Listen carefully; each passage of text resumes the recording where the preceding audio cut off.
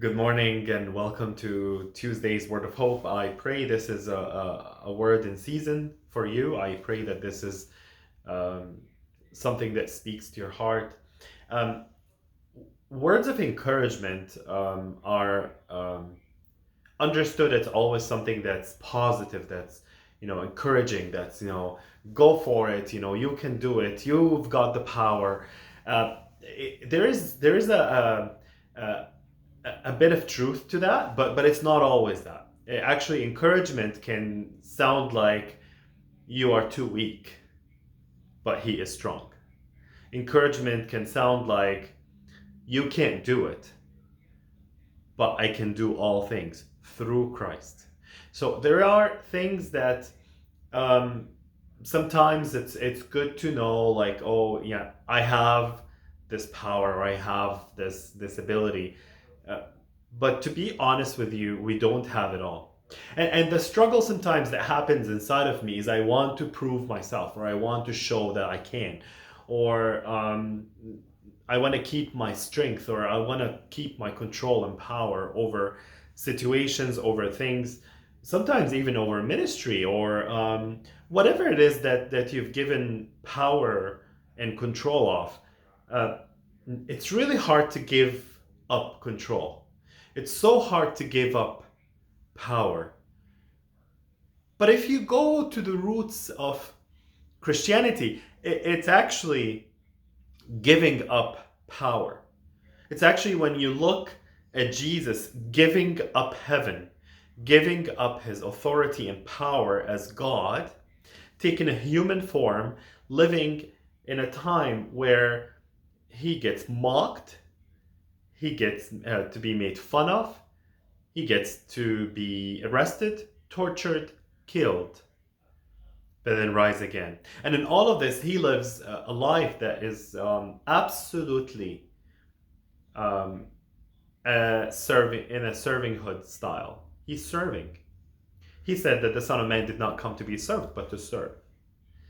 And when you look at that, and when you think about how the world looks at power and control, and you look at what Jesus modeled for us about power and control, we need to change our mindset about how can I live a life that is worthy of the kingdom. And maybe the struggle inside of me will kind of calm down. Because in reality, we really want to control everything about our lives. We want to control our situations, we want to control our health, we want to control our jobs, we want to control our children, our spouses, and we want to know how is everything is going to work out perfectly according to our plans. It doesn't work that way in the kingdom. And in the kingdom, there's a lot of depending on the power of God. There's a lot of giving up power, or giving up control, or giving up. The reality is that Jesus called us to carry the cross and follow Him.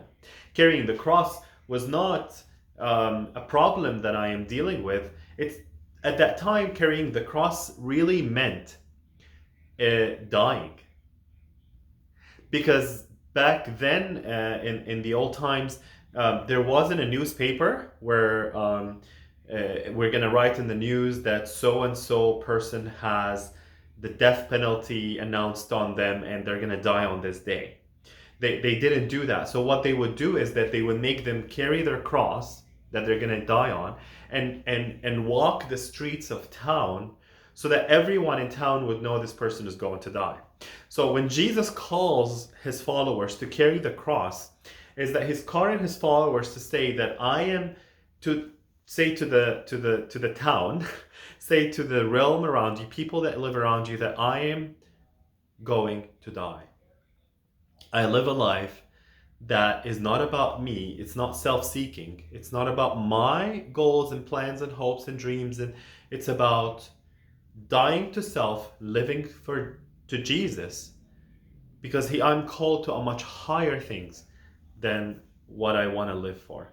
This is the verse that I want to share with you, which is significant, and it was by a man that could have asked for a lot of credit. He could have showed up and said, I am the best man in town. And this man's name is John the Baptist. John the Baptist was a man that Jesus himself said that there was no greater um, uh, man, prophet, than John the Baptist. And John the Baptist was a man that lived that life of giving up power and giving up control. The one who baptized Jesus, but yet telling him that I am not worthy of even untie your shoelace. So John the Baptist is a man that really knew how to give up his control. And I want to read from John 3, verse 30. John the Baptist said this to his disciples. He said, he must become greater and greater. Talks about Jesus. And I must become less and less. You want to know the key for spiritual life? That he must become greater and greater. Jesus must become greater and greater. I must become less and less. And when I put myself in that place, it's not that I'm nobody. No, it's not. It's not that attitude. It's the attitude is I live to make Jesus greater and greater, and my own ambitions and dreams and hopes and are becoming less and less. And when it goes less and less, Jesus takes it and makes it as great as he is. Jesus is the one that spoke about John the Baptist and said these great things about him. I want Jesus to speak about me, not me speak about myself, or not other people speak about me. I want Jesus to speak about me and say, this man was a man of God. Let's live that life of giving up control, giving up power, not trying to control everything. You're going to live happier. You're going to be better. And you're going to rely on God. And God is going to use you in such a great way that you can never imagine, because God delights in the humble. His heart delights in the humble. And he opposes the proud. May God bless you.